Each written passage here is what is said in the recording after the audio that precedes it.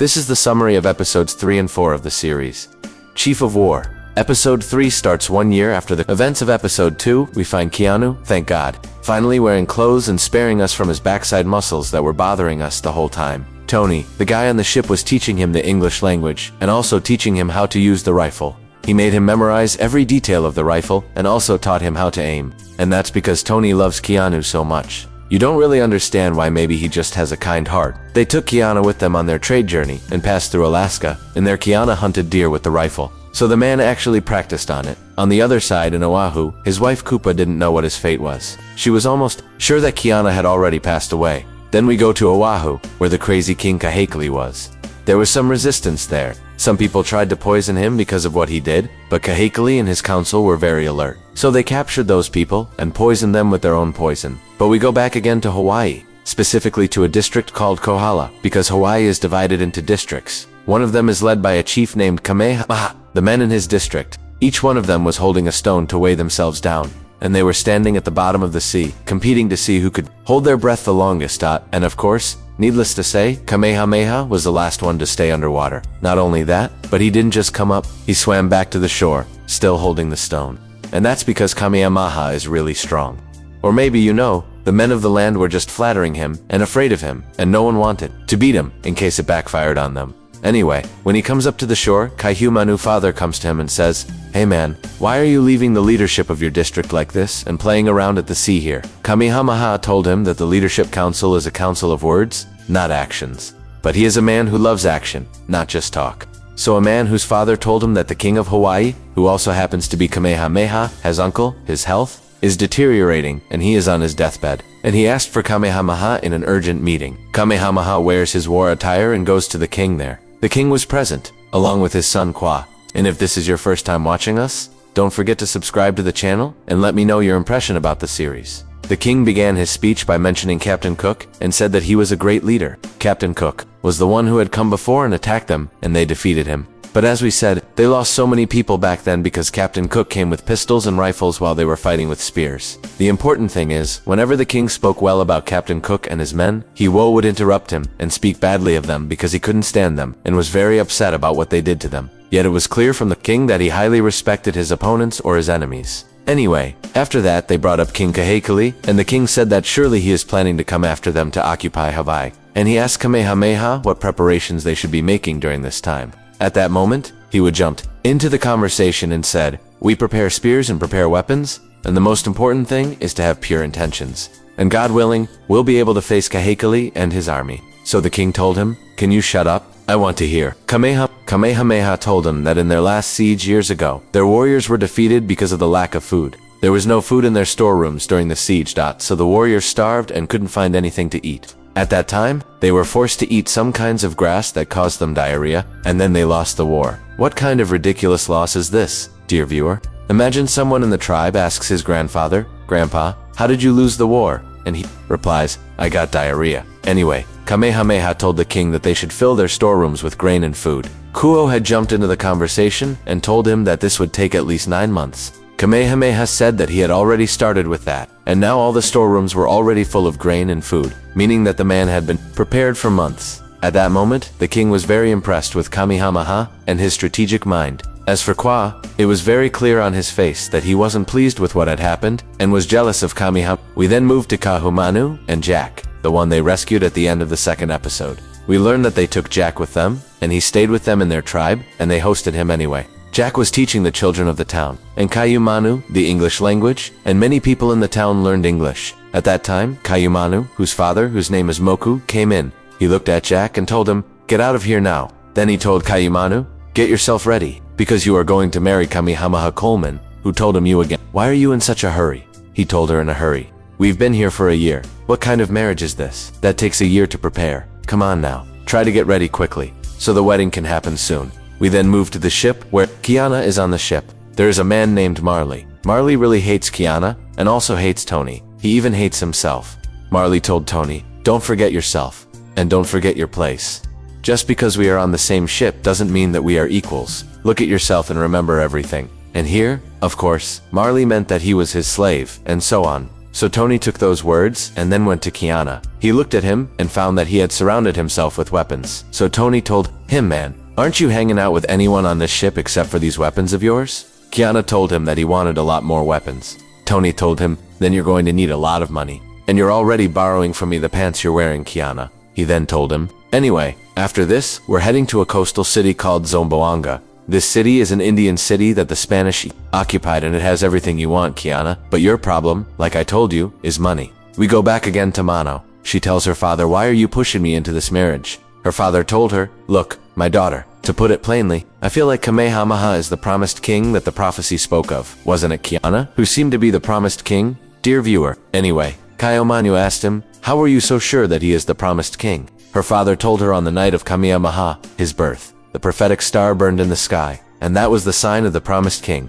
From that time, my daughter, I was certain that he was the promised king. But unfortunately, until now, he's still hesitant and unsure about anything in his life. So your role, Kahumanu, is to make him reach certainty. And that's why I want you to marry him. Then he left her and went away. Kayomanu then went to Kobo. He and she found her sitting in the middle of the forest, venting her anger on the trees. Kumano asked her, how are you doing? Kubo, he asked her, how are you doing? I heard that you're going into a marriage that you don't even want in the first place. Kayumanu stayed silent and didn't respond. We go back again to Kiana. Reached to the Indian city there when they got off to enter the Indian city. Kiana wore his official outfit as a form of pride for the place he belonged to anyway. Kiana went down and walked around the city, and he saw with his own eyes everything new, the people's clothing, the people themselves, and the differences in races and appearances. But the thing that caught Kiana's attention the most was the weapons. He was very interested in them, so Tony took him and entered him into a weapons shop to let him look at the newest weapons that had just arrived on the market. And then Kiana went and talked to the shop owner. He told him, hey, listen, I want all the weapons you have. The shop owner told him, no problem, your money, please. So Kiana pulled out 3 shillings, or maybe 3 diners, and gave them to him. Of course, at that moment, the man burst out laughing, and Tony took Kiana and walked him out. He told him, man, like I told you, you need a lot of money, and you don't have anything. You don't even have more than half the boxer shorts you're wearing. Kiana, while they were walking through the streets of the city, a woman spotted Kiana, and it seemed like she knew him. So she went up to him, spoke to him, and took him away to a place away from people. She talked to him and offered him help, telling him that she could get him anything he wanted. Kiana asked her, who are you, and why are you helping me? She told him that her name was Phi, and that she was also from the islands where he came from. In other words, she was from his homeland, but she had been in that place for many years and wanted to return to her islands. As for how she got from her islands to this place, she didn't say anyway. She told Kiana that she was ready to get him all the weapons he wanted, but she asked him why he wanted them in the first place. Kiana told her that he had made a mistake and wanted to fix it. She told him, fine, no problem, I'll help you, but you're also going to help me. So Tony took Kiana and Faye and went to their captain. There I spoke to the captain and told him, hey, listen, I'm going to offer you the deal of your life. You're going to buy the weapons that Kiana needs with your money, the captain told her. What do you think? This is easy. First of all, this is going to cost a lot of money. Second, in order to get them out of here, we're going to need a lot of permits. So I told him, don't worry about that part. I'll handle it. As for the money, you'll get back multiples upon multiples of it. The captain asked her how they told him that their islands were rich with a type of wood called pine wood. That wood was extremely rare. So rare that a single piece of it could be sold for 5 times its regular value. She told him, and let me tell you, in our islands we have mines of that wood. At that point, Kiana jumped in and told her, wait, are you selling out our homeland? Or what? I told him. We're doing trade, not selling our homeland and money. Kiana, money is what speaks. Besides, the one who has more weapons can protect himself better these days. And by the way, this trade will be run by us on our own terms. No one will force us into anything because we'll have our own weapons. Then she turned back to the captain and told him, keep in mind, the Spanish still don't know where our islands are, but if they ever find out that our islands hold pine wood, then you won't even have time to react, so you better move fast. So basically, that pitch impressed both Kiana and the captain. After that, I took Kiana and walked with him around the city, showing him the native people who were the real owners of that land. The Spanish at the time were crushing them and treating them horribly. She told Kiana, if the Spanish ever reach our islands, they'll do the exact same thing to our people as they're doing to these ones. So my idea, Kiana, is our lifeline. We need to move fast because it's only a matter of time before our islands are discovered. The next day that man, Marley the Evil One, went and spoke with another captain named Metcalf. He told him about Kiana Islands, saying that they were full of treasures and that the islanders were very primitive people who could easily be taken down with weapons. He struck a deal with Captain Metcalf, promising him a big share of the loot. We then go back to Kayumi. That day was supposed to be her wedding day, but before the ceremony, she spoke with her father, Komo, and told him, "Listen, the fortune teller told me that I won't be able to have children, and obviously Kamehameha needs heirs, so, honestly, think this marriage is completely pointless." But Komo told her, "You're marrying him anyway, and don't you dare mention this issue to him." Then they dressed her in the wedding gown and brought her to Amaya. There they performed the initial wedding rituals. We also learned that this wasn't Kamehameha, his first bride. He already had many wives, and Kahimanu would be his last. After the ceremony ended, they took her to coming home to his tent. Inside the tent, there was an old woman sitting with Kamehameha. I have no idea why she was there. Was she some sort of wedding night supervisor? I really don't know, dear viewer. Anyway, the night ended. We then cut back to Tony at this time. Tony had been keeping an eye on Marley, sensing that he was up to something shady by coincidence. Tony went into their ship and found Marley inside the captain's cabin. Why? Because Marley was trying to steal the maps that led to Guyana's islands. Tony confronted him. "What are you doing here? What's your business with these maps? Why are you taking them?" Marley answered, "The captain told me to get them for him." Tony said, "You liar," and immediately pulled a gun on him. But right then, it turned out Marley had backup. 2 of his men were hiding in the cabin. They grabbed Tony, disarmed him, and beat him up. In the end, they knocked him out cold, planning to sell him into slavery and get rid of him without the captain ever finding out. At the start of episode 4, we're back in Hawaii. The king of Hawaii has passed away. All the tribal chiefs of the kingdom went to the king's son Kiowa and knelt before him. Meanwhile, over in Maui, the news of the Hawaiian king's death reached King Chiakili. He said he died before I could finish him off. That was supposed to be my greatest victory. Then he added, "You know what? Before anyone else from their side dies, we'll gather our army and march on them." But one of King Achilles' advisors stepped in and said, "With all due respect, Your Majesty, this is turning into a massacre. This isn't the prophecy you were speaking of. Because the prophecy said that we were supposed to unite all our forces into one front, not wipe out every king and prince of the other kingdoms." But Kahekili responded, "There are no other kings but me. From now on, every bloodline that comes after this will descend from me. That's final. Now go prepare the army." So they all left, to do exactly as Chiakili ordered. But his son Kubilo gave him a look. The kind of look that clearly said what you're doing has nothing to do with the prophecy, you're just greedy still. Kubilo didn't speak a word. He simply obeyed and carried out his father's wishes. Then we cut to Kabuki there. Now Maki, who's supposed to be Keen, his brother, started getting close to her. Not only that, but Kubo, he seemed to be responding positively too. Why? Because everyone thought Kiana was dead, so they figured they might as well move on with their lives. But not he who was watching them from a distance while they were playfully whispering in each other's ears did not like what he saw. His wife, Haki, told him, "Calm down. Let them live their lives. You know very well that not Maki has loved Kobo. He for a long time, and it's been over a year now.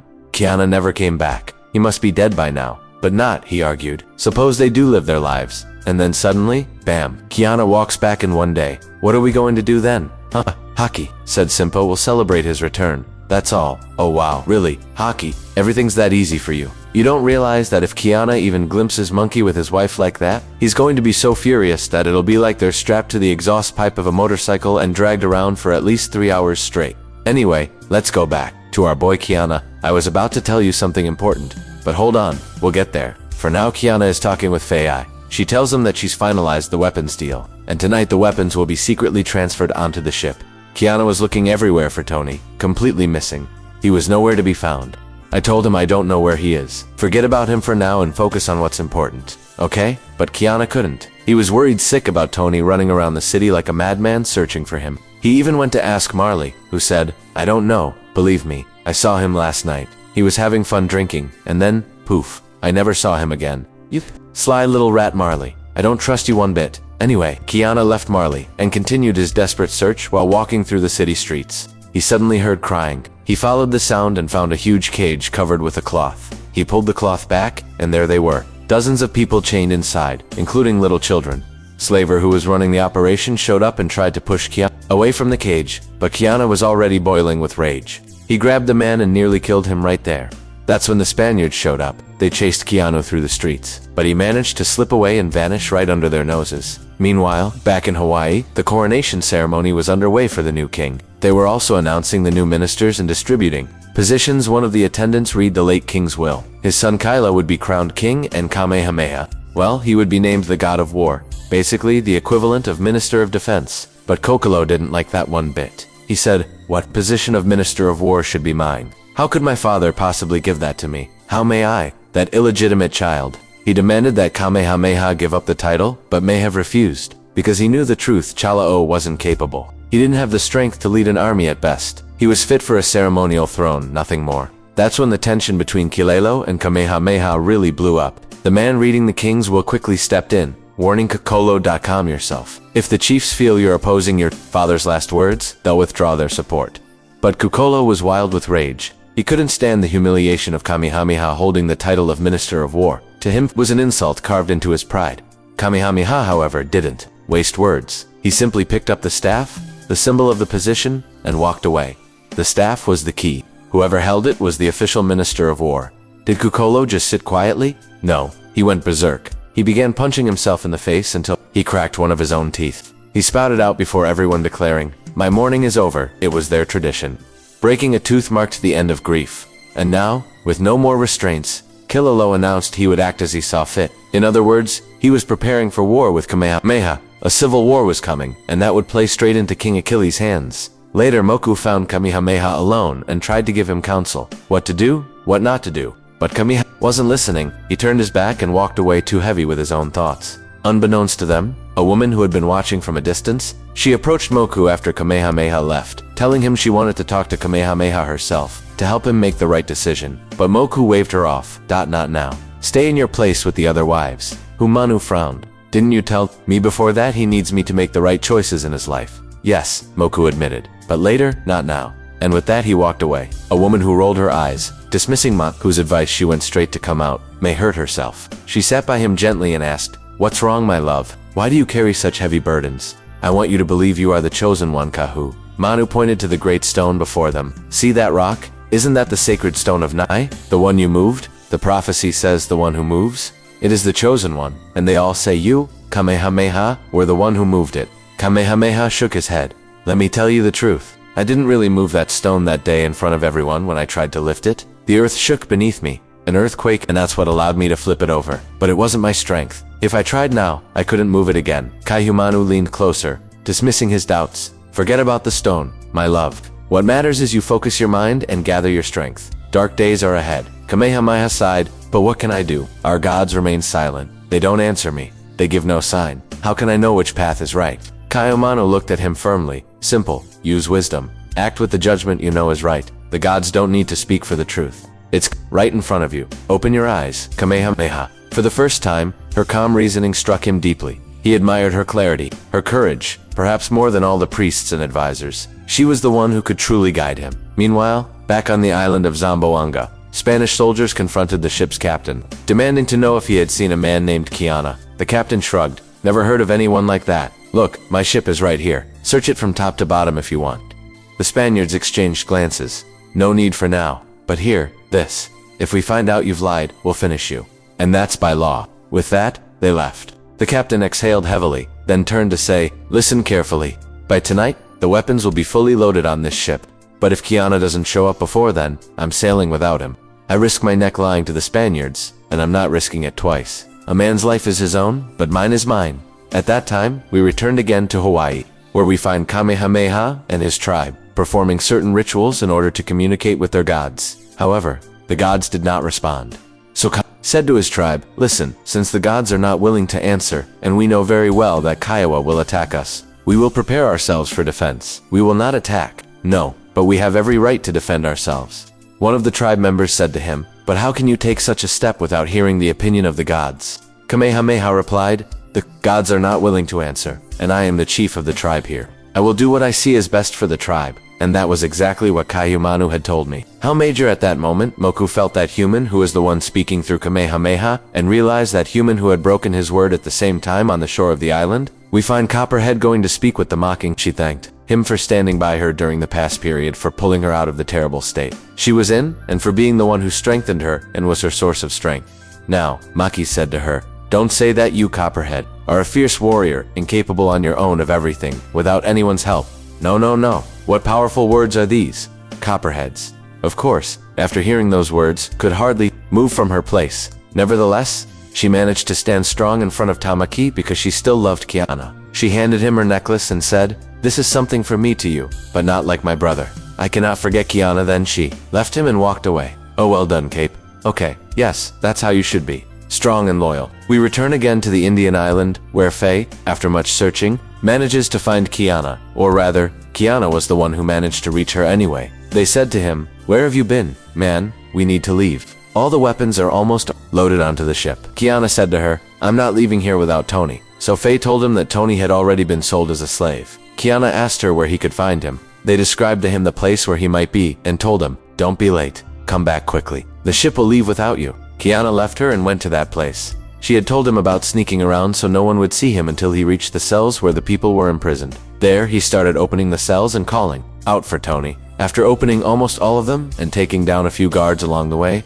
he finally found Tony. Kiana immediately grabbed him, supported him, and led him out of that place, sneaking carefully to reach the ship. But while they were on their way, Marley spotted them. He didn't clash with them though. On the contrary, he was afraid of Kiana and ran away anyway. Kiana reached the boat that would take him to the ship, and indeed, they made it safely aboard. By then, all the weapons had been loaded, and the captain immediately gave the order to set sail. At that moment, Kiana was staring at the city, saddened that he couldn't free all the slaves trapped there. Yet at the same time, he was pleased knowing he had left his mark on those who ruled it. We return again to Hawaii, where we see the coming back at the end of the day, and entering his hut, he was surprised to find OJ waiting for him inside. I was hoping she had come back just to take her necklace again. But wait, what's this? Turns out Copperhead gave in and surrendered herself to the... So please, let's drop the words loyal and strong for a couple of hey, and replace them with impulsive and not trustworthy. And with that, episode 4 comes to an end, until episode 5 is released next week. Don't forget to hit the like button. Leave a comment and share so the video can reach more people. Subscribe and turn on the notification bell so you get alerted for every new video.